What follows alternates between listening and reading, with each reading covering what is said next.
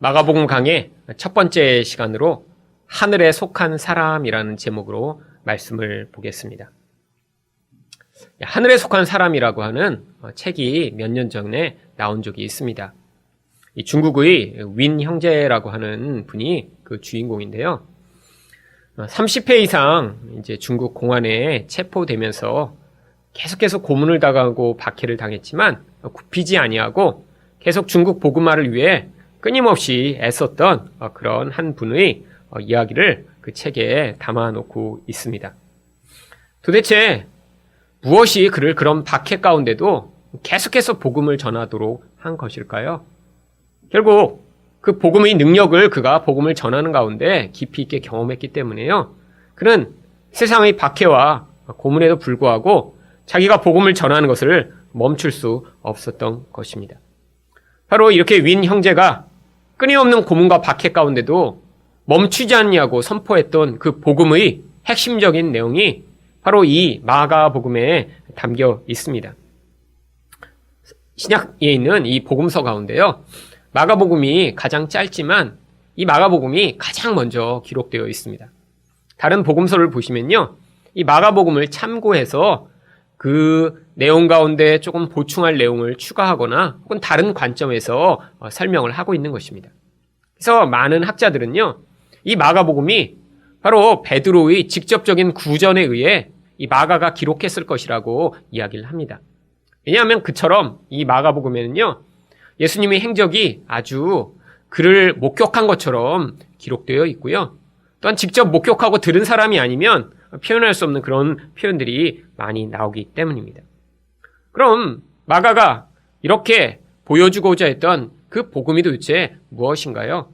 그 복음을 요약하면 바로 오늘 1절 말씀과 같이 요약할 수 있는 것입니다. 하나님의 아들 예수 그리스도의 복음의 시작이라. 복음이라는 것이요. 바로 예수 그리스도의 복음이라는 것이죠. 여기서 예수 그리스도의라고 하는 이 의는요. 바로 그 복음의 핵심적인 내용이며 주체가 되는 것이 바로 예수 그리스도시다라는 것들을 보여주는 것입니다. 근데 왜 예수님을 하나님의 아들이라고 소개하는 것일까요? 바로 구약 전체에서 하나님이 이 땅에 오셔서 이 죄의 문제를 해결하시고 인간의 고통을 이제 끝내시며 하나님이 구원하실 것에 대한 수없이 많은 약속이 기록되어 있습니다. 내가 임하여 세상 가운데 있는 이 악을 무찌르고 내가 너희를 구원해내겠다라는 그 하나님의 약속. 그런데 바로 하나님의 아들이라는 것은요. 그것을 시행하는 자, 그것을 직접 행하는 그 하나님의 아들이 하나님과 똑같은 신분과 능력과 위엄을 가지고 이 땅에 오셨음을 보여주고 있는 것입니다. 바로 이 복음 안에 담긴 핵심은요. 예수 그리스도가 어떻게 우리를 죄에서 구원하실지를 보여주고 있는 것이에요. 또한 그것으로 말미암아 가짜 구원자를 믿고 살아가는 많은 사람들에게 너희가 그 가짜 구원자로부터 어떻게 구원받고 예수 그리스도로 말미암아 정말 하나님의 그 생명이 충만한 상태, 복된 상태를 회복할 수 있는지를 바로 이 마가복음에서 보여주고자 하는 것입니다. 바로 그 핵심이 예수 그리스도 하나님의 아들이라고 하는 것이죠. 그런데 이 예수 그리스도 바로 그분에 대해 마가는 바로 설명하지 않고요. 이제 이렇게 복음의 핵심적인 내용을 설명한 다음에 그 다음에 바로 그 복음을 전하는 사명을 맡은 세례 요한에 대해서 바로 이야기를 하고 있습니다. 그런데 왜 세례 요한 이야기를 이 복음 이야기를 하면서 바로 붙여서 그때부터 설명하고 있는 것일까요? 바로 이 세례 요한을 통해 이제 이 귀한 복음을 선포하는 자가 하나님, 결국 온 세상의 왕이시기 때문에 그 왕을 수행할 자가 먼저 와서 세상 가운데 그 왕이 올 길을 예비했음을 보여주고자 한 것입니다. 여러분, 지금도요, 이제 높은 자리에 있는 사람은 사실 혼자 다니는 경우가 거의 없습니다. 항상 수행원들을 대동하죠. 그래서 뭐 비서를 대동하거나 더 높은 사람은 이제 뭐 많은 사람들이 따라다닙니다. 그렇죠? 미국에 있는 대통령이 어제 한번 간다 그러면요. 뭐 두세 사람 데리고 가겠어요? 수백 명을 이끌고 다니죠. 이처럼요, 옛날 왕들은요, 훨씬 더 그런 자기의 위세와 권세를 과시하기 위해 많은 수행원들을 거느렸습니다. 근데 그뿐 아니라요, 왕이 어디에 행차를 한다 그러면요, 단순히 자기가 갈 때만이 아니라 그 몇 년 전부터 내가 이제 어느 지역을 순방하겠다 그러면요. 미리부터 전령이 가서 그 사실을 알리는 거예요.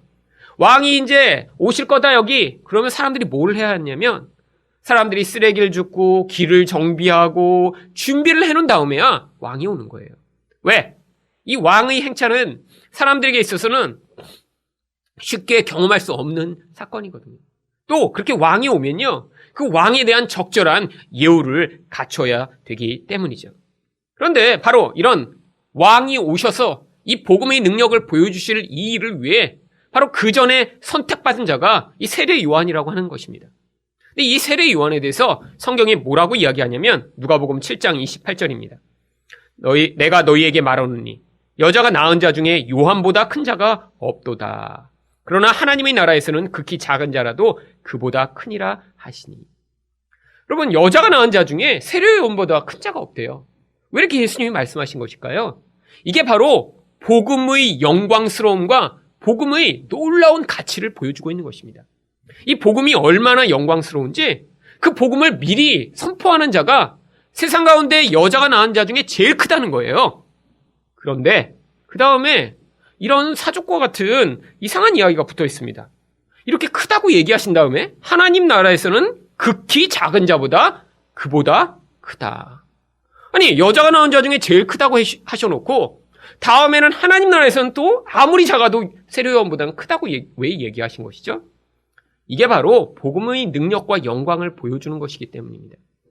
세례 요한은요, 그 복음 자체를 자기가 선포한 건 아니에요. 이제 복음이 임할 거다. 이 복음이 얼마나 영광스럽고 얼마나 강력한지 내가 미리 준비하는 자에 불과해. 그런데 하나님 나라라고 하는 이제 복음이 만들어내는 그 결과를 누리는 사람들은요, 이제 단순히 그 복음을 멀리서 내가 미리 선포하는 정도가 아니라 그 복음을 직접 누리게 되어 있습니다. 여러분, 복음은요, 예수 그리스도가 우리를 구원하심으로 말미암아 우리 안에 시작된 성령 하나님의 통치로 말미암아 시작되는 그 놀라운 결과까지를 포함하고 있는 거예요. 복음이 선포되면요, 이젠 거기서 내가 예수님을 말미암아 구원받았지가 끝나는 게 아니라요.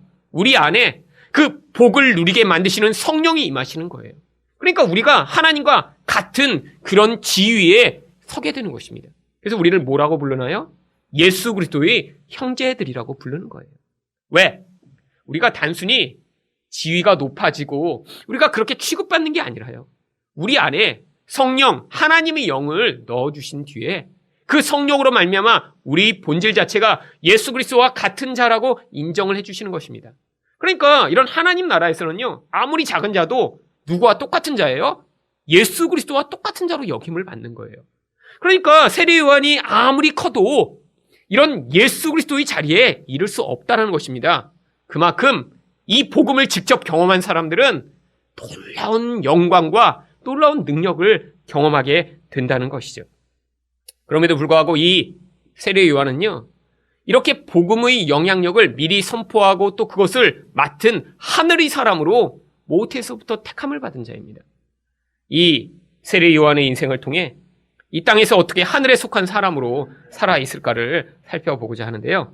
첫 번째로 하나님의 사명을 따라 살아야 하늘에 속한 사람으로 살아갈 수 있습니다.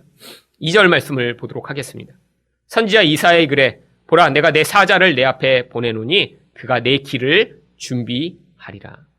바로 이 사자가 왕의 행차 전에 길을 미리 준비하고 또 모든 불편한 것들을 미리 준비하는 그 사자를 이야기하는 거예요.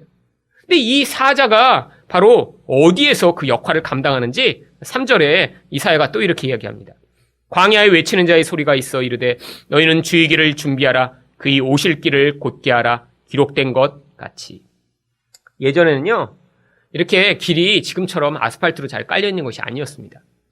사람들이요, 이렇게 많이 다니는 그런 무역로는 그래도 길이 어느 정도 구분이 갔지만요, 대부분의 길은요, 이제 사람들이 잘 안 다니고 그러면 금방 길이 다 허물어지고요, 또 어디가 길인지 알 수 없는 경우가 굉장히 많아요.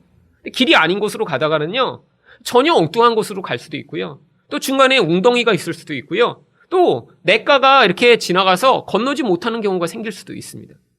그러니까 왕의 행차 전에는요, 길을 이렇게 곧게 만들고 또 거기에 잘못된 부분들을 다 정비하는 일이 굉장히 중요한 일이었어요. 그런데 그 사명을 어디에서 감당하냐면요, 광야에서 외치는 자라고 이야기합니다.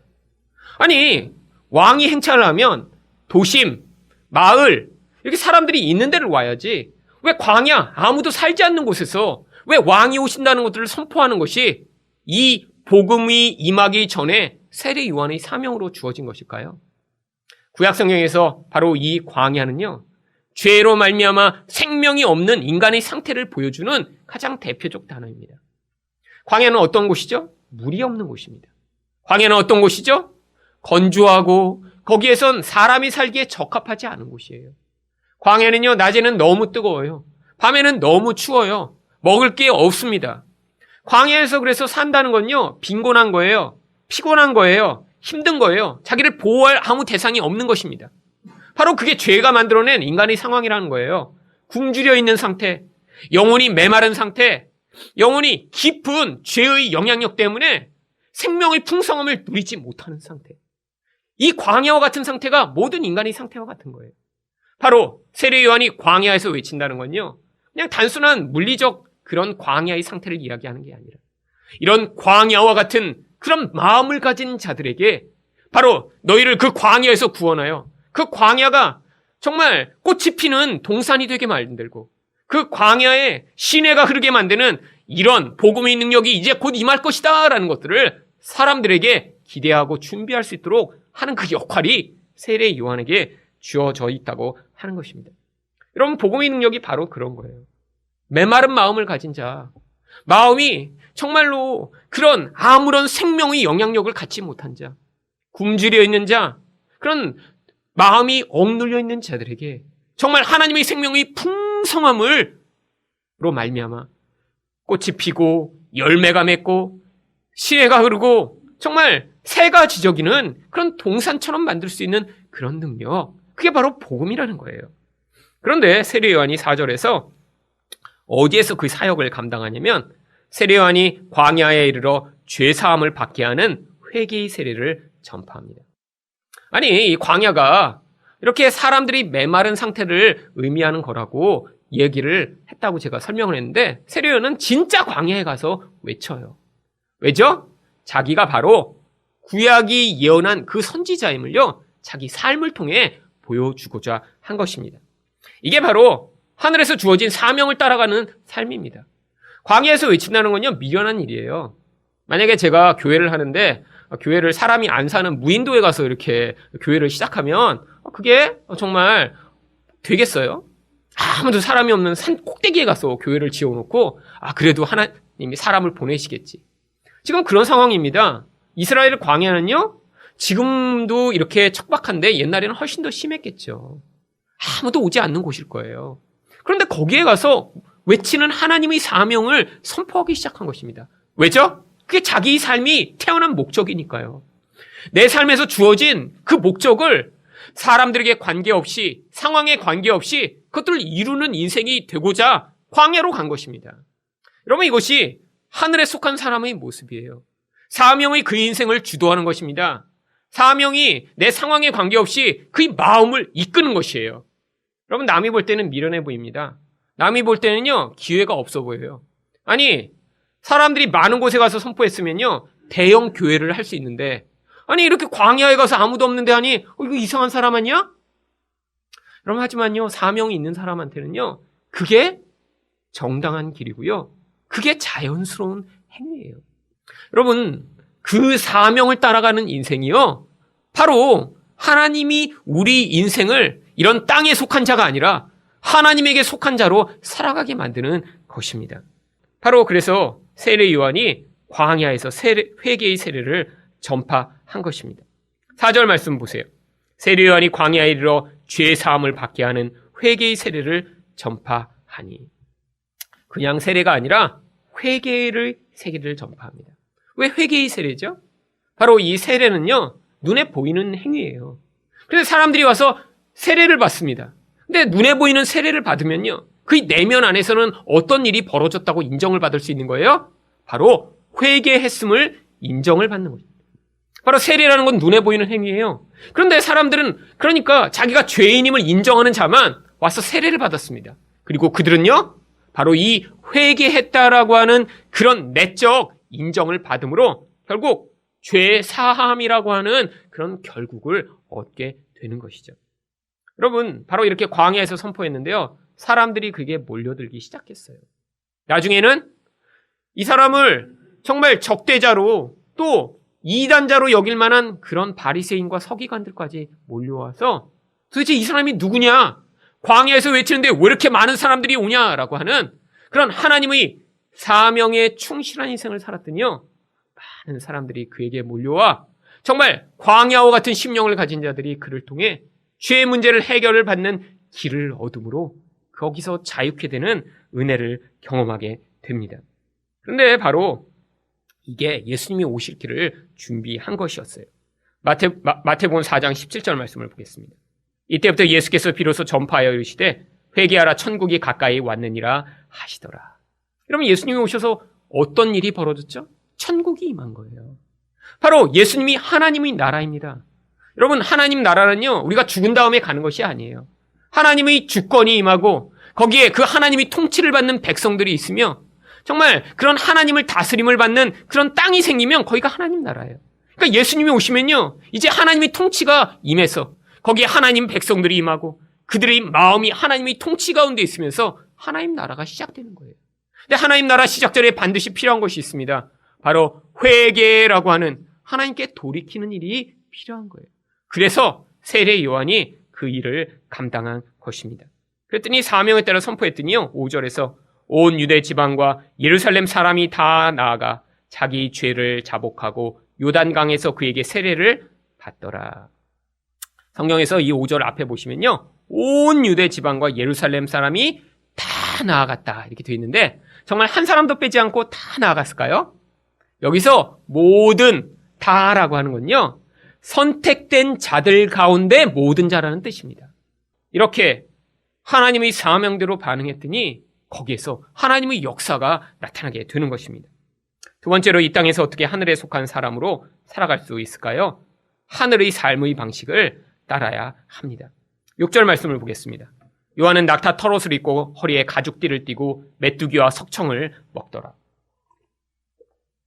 왜 많은 가죽이 있는데 하필이면 낙타 털옷을 입었을까요? 패션을 이렇게 가죽옷을 입고 좀 과시하려고 그런 것 같지만 여러분, 이 낙타라는 동물이 어떤 동물이죠? 사막에 사는 동물이죠. 이 낙타는 이 사막의 추위와 더위를 이길 수 있는 두꺼운 가죽으로 이루어져 있습니다.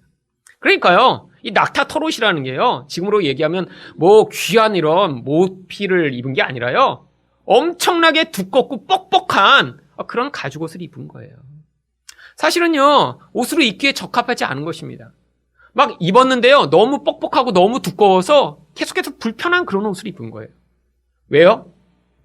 이 옷이 이 세례 요한에겐 중요한 것이 아니었습니다. 먹는 것도 그래요. 뭘 먹었죠? 메뚜기와 석청을 먹었습니다.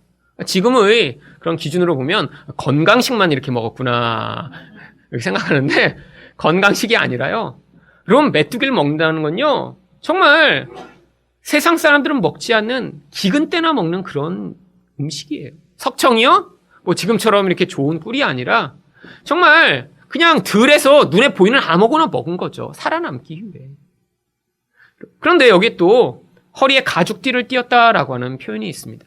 근데 이거는요, 단순히 이렇게 그냥 가죽띠를 맨 게 아니라, 물론 이제 털옷을 입으니까 이제 그 낙타 털옷이 이렇게 흘러내리지 않도록 가죽띠를 띄었겠지만요, 구약에 있는 어떤 사람을 떠올리라고 일부러 그 예언의 성취를 위해 가죽띠를 한 것입니다. 누구를 닮은 것이냐면 열왕기하 1장 8절에 보시면 그들이 그에게 대답하되 그는 털이 많은 사람인데 허루에 가죽띠를 띄었나이다 하니 왕이 이르되 그는 디셉 사람 엘리야로다. 그러면 이 엘리야의 트레이드 마크가 몸에 털이 많고 가죽띠를 띈 거예요. 근데 일반 허리띠가 아니었던 것 같습니다. 그냥 다른 사람과 너무 구별되는 아마 이렇게 두꺼운 가죽띠를 한 것이겠죠. 사람들이 보면 가죽띠 했네? 그러면 엘리야라고 알 수 있을 정도로요. 바로 세례 요한이 엘리야의 모습을 그대로 닮아 보여주기 위해 일부러 그런 아주 두드러지는 가죽띠를 한 것입니다. 왜 엘리야의 모습을 담고자 했나요? 누가복음 1장 17절에 보시면 그가 또 엘리야의 심령과 능력으로 주 앞에 먼저 와서 아버지의 마음을 자식에게 거스르는 자를 의인의 슬기에 돌아오게 하고 주를 위하여 세운 백성을 준비하리라. 바로 이제 예수님 오시기 전에 엘리야의 심령과 능력을 가진 한 사람이 나타날 것임이 예언되어 있기 때문이에요. 바로 세례 요한은 내가 그 엘리야의 역할을 하는 사람이다라는 걸 보여주기 위해 일부러 가죽들을 한 것이죠. 그런데 어떤 역할을 한다고 그랬어요? 여기 보면 첫 번째로 아버지의 마음을 자식에게로 돌아오게 한다고 그랬어요. 그러면 아버지와 자식은요, 어떤 관계죠? 가장 가까운 관계여야 합니다. 근데 지금 어떻게 되고 있다는 거예요? 아버지와 자식의 관계가 깨어진 상태라는 거예요. 가장 가까운 관계가 깨어졌는데 그 관계가 회복돼야 된다는 것입니다. 또한 거스르는 자를 의인의 슬기에 돌아오게 한대요. 여러분, 의인은 어떤 사람이죠? 하나님과 관계가 깊은 사람이에요. 그러니까 거스르는 자는요, 하나님과도 관계가 깨어진 사람을 얘기하는 거예요. 결국 이렇게 하나님과의 관계가 깨어진 자가 하나님과 친밀한 관계를 맺는 그 자리로 돌아올 수 있는 역할을 하게 된다는 거예요. 이 두 가지가 뭐죠? 바로 하나님과의 관계가 깨어진 것들을 회복하게 만들고 다른 사람과의 관계가 깨어진 것들을 회복하게 만드는 바로 복음의 능력과 역할을 이야기하는 것입니다. 이게 근데 예수님이 오시기 전에 사람들 마음 가운데 돌이켜야겠구나. 하나님이 필요하구나. 내 깨어진 관계가 얼마나 안타까운 것인지 하나님 도와주세요라고 하는 사실을 깨닫도록 만든다는 거예요. 이게 주의 백성을 예비하는 길이라는 것입니다. 여러분, 어떤 사람이 복음을 받아들이죠? 바로 이 사실을 깨달은 사람들이 복음을 받아들이는 거예요. 내가 이렇게 살면 더 이상 안 되겠구나. 내 인생에서 내가 만들어내는 결과는 파괴며 우상 숭배구나. 내가 내 인생을 이렇게 살다가는 망하겠구나 하는 그런 자리에서 하나님, 내가 하나님의 은혜와 능력이 필요합니다라고 돌이키는 그 회개의 변화가 바로 이런 복음이 만들어내는 결과라는 것이죠. 그런데 이 세례 요한이 또 이런 옷을 입었던 것이요, 누구와 대조되는 모습이냐면 마태복음 11장 8절을 보시면 그러면 너희가 무엇을 보려고 나갔더냐? 부드러운 옷 입은 사람이냐? 부드러운 옷을 입은 사람들은 왕궁에 있느니라. 바로 세례 요한에 대해서 말씀하시면서 예수님이 뭐라고 얘기하세요? 부드러운 옷 입은 사람들은 왕궁에 가득하다는 거예요. 세례 요한은 그런 부드러운 옷을 관계없이 살던 사람이라는 것입니다. 그럼 부드러운 옷이 뭐죠? 사람들이 이 땅에서 관심을 가지는 가장 핵심적인 내용들을 이야기하는 거예요. 여러분, 이 옷에 대한 관심, 여러분 얼마 전이 아니죠? 어젠가요? 이 명동에서 H&M이라고 하는 이런 브랜드가 있다고 하더라고요. 근데 뭐 그 옷 자체는 원래 안 비싼가 봐요. 근데 뭐 발망이라고 하는 이제 명품 브랜드가 있대요. 이 발망이라는 그 브랜드 원래 옷은요, 이 뭐 옷 한 벌에 막 500만 원씩 하고 막 그런데요. 근데 이 콜라보레이션이라고 그래갖고 이렇게 비싼 명품을 이렇게 이제 대중적인 브랜드에서 이제 이름을 빌려다가 같은 거를 이렇게 발매하는 그런 행사를 하나 봐요. 그래서 이 H&M에서 발망 콜라보레이션이라고 했고 그 비싼 옷을 싸게 팔기 시작한 거예요. 520만 원짜리 이제 라이더 재킷이 있대요. 근데 여기서 34만 원에 이렇게 판매를 한다 이렇게 했더니요, 일주일 전부터 사람들이 그 매장 앞에서 노숙을 시작한 거예요. 일주일 동안 그래서 한 400여 명이 일주일을 거기서 이제 그 의자 갖다 놓고 거기서 서로 순번 정해서 가서 화장실도 갔다 오고 그러면서 일주일을 이렇게 버틴 다음에 이제 어제 아침에 이렇게 문을 열어서 뭐 30명씩 표를 준 다음에 가서 5분씩 구매할 수 있도록 기회를 줬는데, 사실 그렇게 5분 동안 사람들이 한 품목씩밖에 살 수가 없대요. 재킷을 사면 더 이상 재킷은 2벌 안 되고 한 벌씩, 재킷 한 벌, 바지 한 벌, 뭐 셔츠 한 벌. 그리고 사람들이 달려들면서 그렇게 사기 시작하니까 그 400명이 그렇게 기다렸다 들어갔는데도 뒤에 번호에 들어간 사람들은 옷을 살 수가 없었다고 하더라고요. 앞에서 다 사가서. 여러분, 이게 세상 사람들이 관심이죠. 요즘 많이 하는 일들입니다. 운동화 하나 사려고 3일, 4일씩 노숙하고요. 아이폰 새로 나왔다고 일주일 전부터 가서 줄 섰다가 사고요. 그게 세상 사람들이 관심이라는 거예요. 그래서 예수님이 뭐라고 얘기하셨죠? 마태복음 6장 31절에 32절입니다. 그러므로 염려하여 이르기를 무엇을 먹을까, 무엇을 마실까, 무엇을 입을까 하지 말라. 이는 다 이방인들이 구하는 것이라. 이방인, 하나님과 관계없는 사람들이 삶의 관심이 어디에 있다고요? 뭘 먹고, 뭘 마시고, 뭘 입고, 요즘은 뭘 타고, 어디에 살고. 여러분, 이게 이방인들이 일생 내내 가지는 관심이라는 거예요. 여러분, 신문을 열어보세요. 이 얘기밖에 없습니다. 어디가 맛있는 맛집인지, 어디에 가면 더 좋은 차 있는지, 또 어디에 가면 더 예쁜 옷이 있는지, 어디에 가면 더 좋은 동네인지. 이 땅에 살다 보면요, 결국 먹고 마시고 누리는 나의 쾌락과 나의 안락을 위한 삶밖에는 사람들이 관심의 대상이 없는 거예요. 그런데 그게 누구의 삶이라고 얘기해요? 이방인의 삶이라고 얘기하고 계신 거예요. 여러분, 하늘 생명을 경험하지 못한 자들은요, 이 땅에 매여 있는 삶을 살 수밖에 없습니다. 땅에 매여서 이 땅을 벗어나지 못하는 그 삶을 그래서 땅 지자, 감옥 옥자를 써서 지옥이라고 부르는 거예요. 여러분, 그런데 거기에 하나님 나라가 시작된 것입니다. 죽은 다음에 가는 천국이 아니라 이 땅에서도 이 땅에 매여 있는 그 삶에서 벗어나 하나님의 영광과 하나님 나라를 누릴 수 있는 그게 바로 복음으로 말미암아 시작되는 거예요. 그래서 예수님이 뭐라고 얘기하시죠? 너희 하늘 아버지께서 이 모든 것이 너희에게 있어야 할 줄을 아신대요. 여러분, 예수 믿는다고요? 이 땅에서 그러면 예수 믿는 사람은 옷도 입지 말까요? 먹지 말고 그냥 매일 금식만 하며 이렇게 하늘의 그런 만나로만 이렇게 살 수 있나요? 아니에요. 우리가 걱정하지 않아도 하나님이 먹여주시고 입혀주신대요. 하나님이 그것도 아신대요. 우리가 육에 속한 자인 하나님이 아세요. 우리에게 필요한 거 아세요. 근데 문제가 뭐죠? 이 땅에 매여 있는 자는요, 내가 지금 누리고 있고 내가 가지고 있는 것에 관심이 있는 게 아니라 미래에 자꾸 염려를 하게 되는 거예요. 여러분, 이 염려의 근원에 무엇이 있습니까? 하나님을 신뢰하지 못하고 눈에 보는 것만을 신뢰하는 그 인생들이 가지는 두려움 때문에 끊임없는 염려에서 벗어날 수가 없는 거예요. 돈이 많으면 염려가 없어지나요? 아닙니다. 여러분, 돈이 많아도요, 염려하고 정말로 불쌍하게 사는 사람들이 너무너무 많아요. 왜죠? 내가 이렇게 많은 걸 써버리면 내 인생이 어떻게 될까 하는 그 두려움 때문에요, 많은 자는 많은 대로 더 쓸 수가 없습니다. 여러분, 그런데 어떻게 여기에서 벗어날 수 있는지 33절에 이렇게 이야기하십니다. 그런즉 너희는 먼저 그의 나라와 그의 의를 구하라. 그리하면 이 모든 것을 너희에게 더하시리라.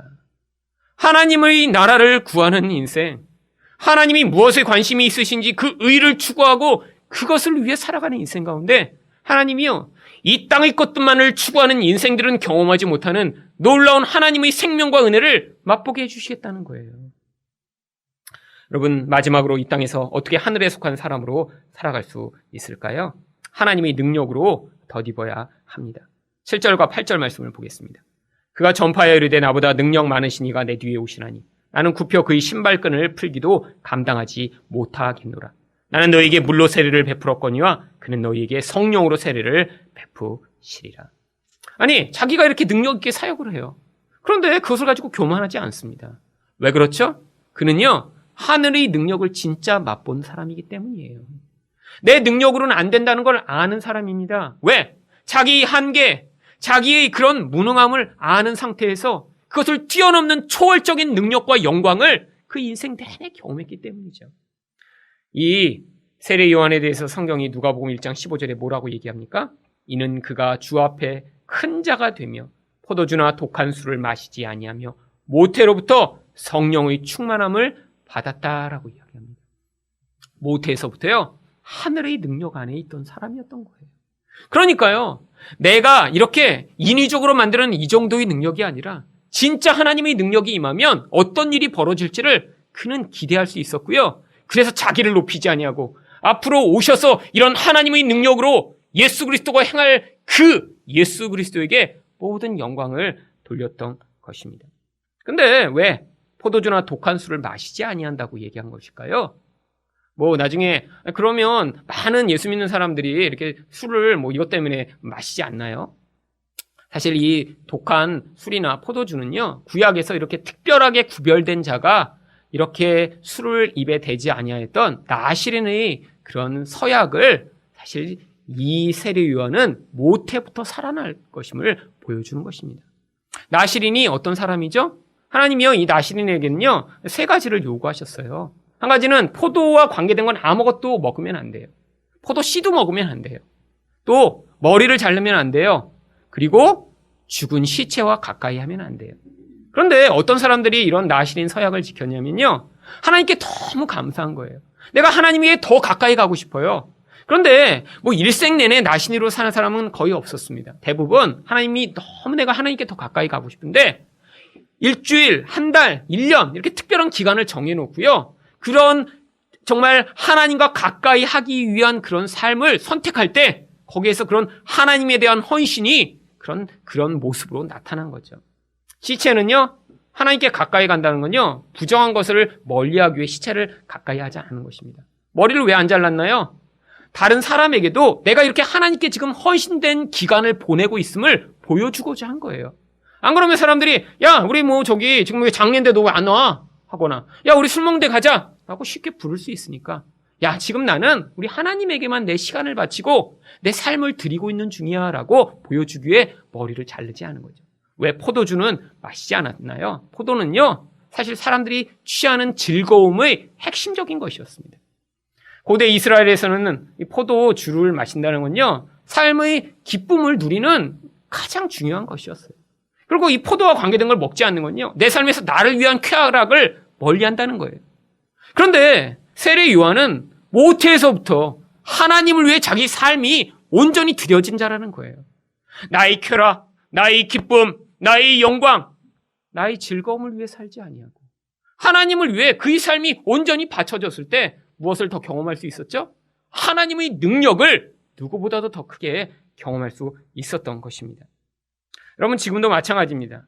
에베소 5장 18절에 어떻게 성령의 충만을 받는지 이야기하는데, 술 취하지 말라, 이는 방탕한 것이니 오직 성령으로 충만함을 받으라 라고 이야기합니다.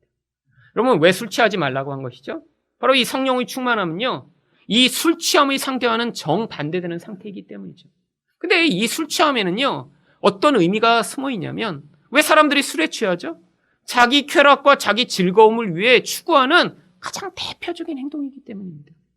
그런데 하나님을 위해 헌신된 자, 내가 하나님의 다스림을 받고 싶은 자, 그 하나님의 능력 안에 머물고 싶은 자는요, 그렇게 술의 힘으로 자기 쾌락을 추구하는 그 자리에서 떠나 하나님의 능력이 가져오는 그 놀라운 영광과 은혜를 사모하고 거기에 자기 자신을 드리라는 거예요. 여러분, 그래서 언제 성령 충만을 받을 수 있죠? 바로 우리가 그렇게 하나님의 말씀에 헌신된 믿음의 반응을 할 때 바로 하나님이 성령으로 충만케 하십니다. 여러분, 그래서요, 성령 충만하다는 구절을 찾아보시면요, 이런 구절이 자주 나옵니다. 사도행전 6장 5절입니다. 온 무리가 이 말을 기뻐하여 믿음과 성령이 충만한 사람 스데반과. 아니, 그냥 성령 충만하다고 하지 않고요, 믿음도 충만했대요. 근데 언제 믿음이 충만해지죠? 하나님의 말씀이 그 안에 가득할 때 하나님에 대한 믿음이 커지고요, 믿음이 커지면 우리 하나님이 누구신지 알고 그 하나님에게 헌신하고자 하는 온전한 열정과 헌신이 나타나기 때문에 또한 거기에서 성령의 충만함이 임한다는 거예요. 그래서 사도행전 11장 24절에서도 바나바는 착한 사람이요 성령과 믿음이 충만한 사람이다 라고 이야기하고 있는 것입니다. 여러분, 근데 또 언제 성령 충만을 받나요? 사도행전 4장 31절을 보시면 빌기를 다음에 모인 곳이 진동하더니 우리가 다 성령이 충만하여 담대히 하나님의 말씀을 전하니라. 여러분, 하나님께 헌신됐다는 건요, 결국 우리 하나님이 기뻐하시는 일을 행할 때라는 것입니다. 여러분, 바로 하나님께 헌신돼 그 복음을 선포하는 자리에서 이런 성령이 그를 충만하게 하셔서 이 하늘의 능력을 맛보게 하신다는 거예요. 또 마지막으로 언제 성령의 충만함이 임하나요? 사도행전 7장 55절에 보시면 스데반이 성령 충만하여 하늘을 우러러 주목하여 하나님의 영광과 및 예수께서 하나님의 우편에 서신 것을 보고. 여러분, 인생 가운데 이런 일이 벌어지면 참 얼마나 행복할까요? 갑자기 기도하는데 하늘이 쫙 열리더니 우리 하나님의 영광이 막 보이고 예수님도 거기서 보이면서 나를 보고 계세요. 그런데 문제는 여기 언제 이런 일이 벌어진 거죠? 이제 사람들이 돌 들고 찍기 바로 전에 이제 그 영광을 보고 돌 맞아 죽은 것입니다. 언제 이런 성령 충만한 가운데 하나님의 영광을 경험했죠? 바로 핍박과 박해 가운데 있을 때 이런 영광을 경험한 거예요. 내 죄 때문에 혼나고 야단맞고 고난당할 때가 아닙니다. 예수 그리스도를 전파하다가 그 예수 때문에 박해받고 예수 때문에 손해를 볼 때, 그때 이런 성령의 충만함으로 말미암아 마지막 순간에도 예수 그리스도의 능력과 영광 가운데 하나님이 함께 하심을 보여주시는 것이죠. 여러분, 하나님의 능력을 경험한 자는 절대로 뒤로 돌아갈 수가 없습니다. 왜죠? 그 능력이 이 땅에서 주는 쾌락과 만족보다 훨씬 뛰어나기 때문이죠. 여러분, 처음에 말씀드렸던 이 윈 형제, 그런 수십 년의 박해, 투옥, 고문에도 불구하고 그가 그 효유에 넘어가지 않았어요. 사실 그가 그렇게 박해받은 중요 이유는요, 삼작교회로 들어오지 않았다는 것입니다. 중국 공산당이 계속해서 회의를 해요. 삼작교회에 들어와 우리의 다스림만 받으면 내가 자유케 해주겠다. 근데 이 윈 형제는요, 그 회의를 받아들일 수 없었던 것입니다. 거기에 들어가면요, 이 복음을 복음대로 선포할 수 없었기 때문이죠. 그래서 그거를 거부했더니요, 박해가 임했는데 그 박해를 이겨낼 수 있는 놀라운 하나님의 능력이 더 크게 나타났기 때문에 그렇게 많은 고문과 박해에도 불구하고 끝까지 믿음을 유지하고 오히려 그분을 통해 많은 사람들이 그런 믿음 가운데 견고하게 서는 은혜를 경험하게 된 것입니다. 여러분, 이 땅에 우리 모두 살아가고 있지만 이렇게 하늘의 능력을 경험하고 이렇게 하나님의 방법대로 이 땅을 살아가며 세상 가운데 경험하지 못하는 그런 하나님의 영광을 경험하시는 여러분이 되시기를 예수 그리스도 이름으로 축원드립니다.